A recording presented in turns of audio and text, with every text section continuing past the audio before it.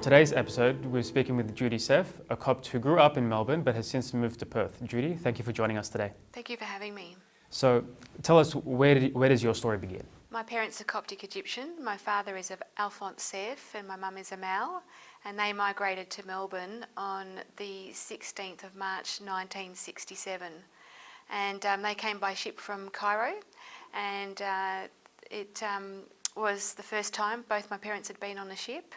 And the reason they chose Melbourne rather than Sydney is because my mum was offered a PhD scholarship in chemistry at the University of Melbourne. Now, I understand as well that it's believed you were the first Copt to be born in Australia as well, and there's also some significance around your actual date of birth. I was born in Melbourne on the 21st of September 1968. I was actually due to be born in mid-November, but I came 2 months premature, so I had to be in a humidity crib at the Royal Women's Hospital in Carlton for 2 months, which was a big deal back in the 1960s. So as I understand, Mum tells me, I was taken to the hospital by her supervising professor on a Friday night, and I was born just after midnight at 1 a.m. on the Saturday morning, the 21st of September 1968. But in those days, if you're thinking about the 1960s, it wasn't typical for fathers, husbands to be in the delivery room when a baby was being born. So whilst my father was there initially, he then took off home, and the date is of significance to the Coptic Church because that very same day at 10 a.m, my father led a group of 10 Coptic families who were the originals in Melbourne, and they formed the St Mary's Coptic Orthodox Church Society, and their very first meeting of 10 Coptic families was on the Saturday, the 21st of September 1968. It's like it was meant to be. Yeah, so... And you were also the first Copt to be baptised in Australia as well. Tell us about that. Yeah, that's right. I was baptised on Abuna Namatala of Sydney's third visit to Melbourne.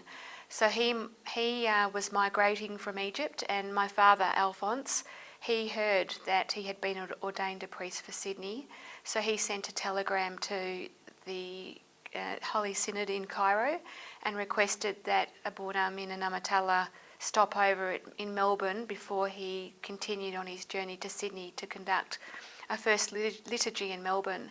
And so that was the first liturgy in all of Australia. And my father, with Nagib Basili and a few of the original Copts, they frantically ran around and they found the Orthodox church called St Nicholas Antiochian Orthodox Church in Melbourne. That was a very generous church and allowed its church to be used by other Orthodox faiths to practice Mass. And so they organised the first Mass for the Friday, the 24th of January 1969, but there was a lot of arrangements before then. So my father telegrammed Egypt and got that agreement from Abuna Namatala, and then when he was in Fremantle on the dock in Fremantle, when he was in Fremantle, docked for a few hours, my father then contacted the ship's phone, and had reconfirmation that Abuna Namatala was willing to do a Mass in Melbourne. And the story goes, Nagib Basili and Alphonse Seif, my father, they rushed to the dock, Port Melbourne. They collected Abuna and his family, and then they took them back, settled in, and then the Mass was conducted. And I'm told by my parents and the original Copts that I've been talking to that was a very significant day for the Coptic Church of Melbourne, because some of them, like my parents who had migrated in 67, hadn't had Holy Communion in 2 years. And it also signified the start of the Coptic Church in Australia, let alone Melbourne specifically as well. Yeah, that's right. Going back to your baptism, did the church have the necessary equipment or supplies to conduct a baptism? No, I was, at the time, the Melbourne Church was renting a hall in Church Street, Richmond, and it was Abuna Namatala's third visit to Melbourne. And I'm told that because it was basic setup with just a hall, the family had to rush out and buy a green plastic tub from the local hardware store, and so Abuna Namatala baptised me in a plastic green tub. So it's what the early migrants, they made do with what they had. Of course. Yeah. Of course. What was it like growing up in Melbourne amongst, Australia's or Melbourne's first Coptic migrants? What was that like? Well, I guess I was so young I didn't really realise the significance of the Coptic community not having a priest for 4 years. So my father, being one of the first Coptic Egyptians to migrate to Melbourne, it was particularly difficult for him and Mum because he was so active in the church as a deacon in Egypt, in Shobra. And so when he came to Melbourne, he and Mum visited other churches initially, but it wasn't the same as worshipping in your own home church. So he, as I said, started the St Mary's Coptic Church Society on the same day I was born, and so my life seems to have been tracking with the Coptic Church. And so when Abuna Mina Namatala came to Australia in 1969 in January, it was a significant day. And then after he came for that first liturgy, my father and the original Cops asked him if he could continue with that commitment on the first Saturday of every month until another priest could be arranged. And it was through Abuna Mina Namatala's commitment to the Melbourne congregation. He would travel every month. He would travel to Melbourne and not just conduct Mass, but visit the sick, visit families. So the Melbourne Coptic community are very grateful to Abuna Mina Namatala for his sacrifice, not just in serving Sydney, but also serving Melbourne. Indeed. In those early days. And it was through Abuna Mina Namatala's encouragement that my father and the original Cops wrote to His Holiness Pope Carolus VI and asked him and asked the Holy Synod that we need another priest for Melbourne. And then Abuna Victor Raphael, whose original name was Yusuf Akhnouch, he and his family he was ordained and migrated.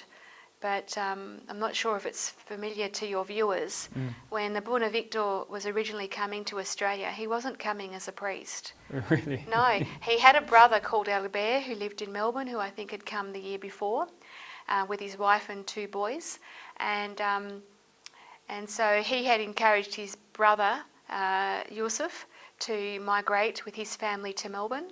And so he travelled to the Holy Synod in Cairo, to the cathedral, he travelled to the St Mark's Cathedral in Cairo to meet His Holiness Pope Carolus, to ask for a blessing and prayer before he migrated. And then, as I understand it, His Holiness said, well, we need a priest in Melbourne. You've had an excellent service and been a humble servant as a deacon in the church in Egypt. So with your wife's approval and your blessing, I wish to send you as a parish priest for Melbourne and all of Victoria. So that's how Abuna Victor became a priest. He was migrating anyway, didn't plan to be a priest, but His Holiness Pope Carolus asked him to come out as a priest. So for my father and the original Cops, it was pretty huge that finally they were going to have their own priest in Melbourne. And I guess that kind of set a secondary foundation to what Father Mina had done as well, because Father Victor was also very prominent in creating what we now know as the beginnings of the Melbourne diocese as well. Yeah. He established, there was St Mary's Church, and then tell us a bit more about his move over to St Mark's as well. Okay, so Abuna Victor Raphael and his family, Tassoni Fazer and young children Mary and Mina, they migrated on the 13th of April 1971, and initially the community rented him a weatherboard home in Coburg and then rented another small house nearby as the church. So the original Cops were actually going to a timber cottage and to practice Mass. And then after that they started renting halls, and then in 1972 an opportunity came up to purchase a Church of England church in Epsom Road, Kensington, on top of the hill. And so the congregation of Melbourne purchased St Mary's for $47,000. And how it got its name is the original church Orthodox society that my father had established, and it was named St Mary's at the request of my mother, and another Coptic family, Eva Basili, they had asked the society, can it please be named St Mary's, and they agreed. When that society had been going for a couple of years, they requested that the church be named St Mary's, and His Holiness Pope Carolus agreed. And so they bought that church in March 1972, and were absolutely thrilled that they now finally had a church. And Abuna Victor, very active, he was getting into the mud and the dirt, digging, making modifications and digging up bricks and rocks and making some of the modifications himself with the congregation. And then it became modified slightly to become a Coptic church. So my father being the head deacon at St Mary's, the original Copts were worshipping there, and $47,000 was a lot of money back then.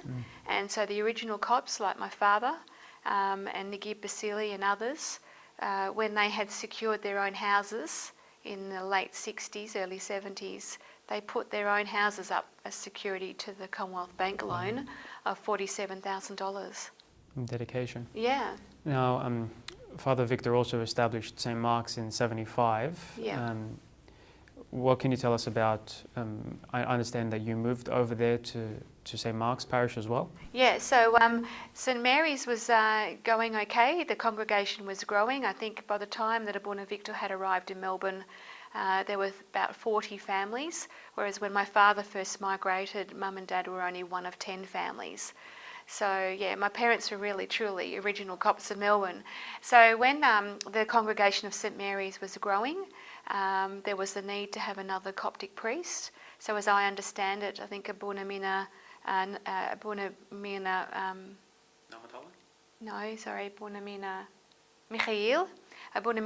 Michael, he arrived, and then it was decided that there needed to be a second church. And even though it was Abuna Victor that had purchased St Mary's with his Coptic original, with the Copts who were there initially. So I'll start again. Even though Abuna Victor had been responsible for purchasing that church, things didn't work out for him to remain and for the other priests to go to another church. It was decided that it was just easier for Abuna Victor to move. So he moved with part of the congregation to a second church, and they established it as St Mark's. And my father was very loyal to Abuna Victor, and he moved with Abuna Victor to the new church. And I was quite young back then, and it was a bonus for me, the new church. It was in Kew. It was a church that was rented in Kew opposite a Greek Orthodox church, because it was only 10 minutes from home from where we lived, whereas St Mary's in Kensington took nearly an hour to travel. So as a young kid, travelling 1 hour is quite a long way, as opposed to 10 minutes in the car, you can sleep in longer. So I really enjoyed the new church in Kew. I don't remember much about it except for that we had to share toilet facilities, and I lost a gold ring, a St George's ring of my mother's down that toilet. But that's really the only recollection I have of that church. We could only stay there 1 year because it had to be demolished, as was the Greek Orthodox church, to make way for the Kew Hospital. So how was all that moving around early on then? Well, from my perspective as a young child, I loved Kew because it was only 10 minutes from home, as opposed to having to drive 1 hour to St Mary's.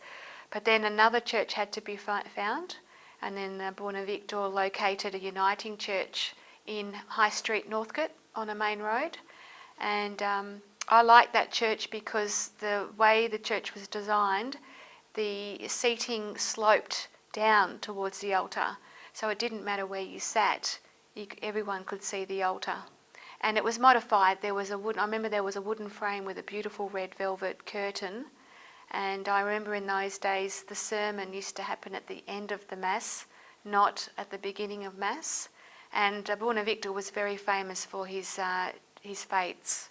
What are some of your favourite, or what are the best memories that you remember growing up as a kid, a high schooler even?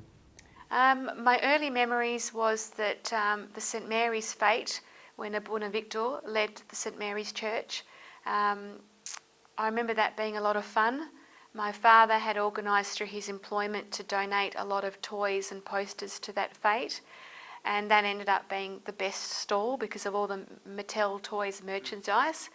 And at the time I was going to that fete, I was about 3 years old, and I remember my vague memories is I spent a lot of time hanging out with Dad at the church on weekends while Mum was at home looking after my baby sister Jackie.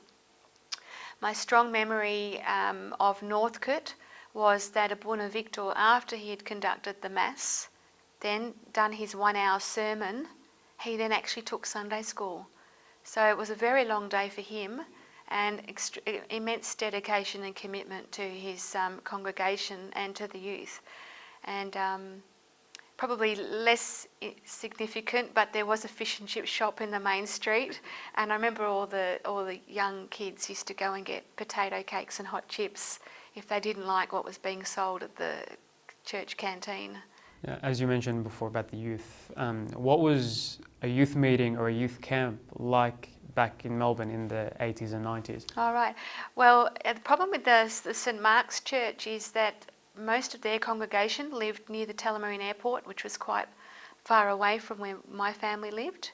So when I got to about 14, 15 years of age, I told Mum and Dad that I didn't want to go to St Mark's anymore because I wasn't really connecting with the youth, because a lot of youth activities happened near their neighbourhood, and it was too far for my family to travel an hour and a half to meet up with the youth of St Mark's.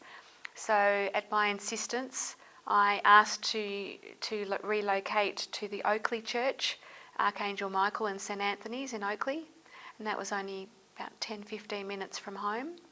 And so I started going to that church for obviously Sunday Mass, but then Saturday afternoons for youth group meetings, and they were led by Abuna Danielle.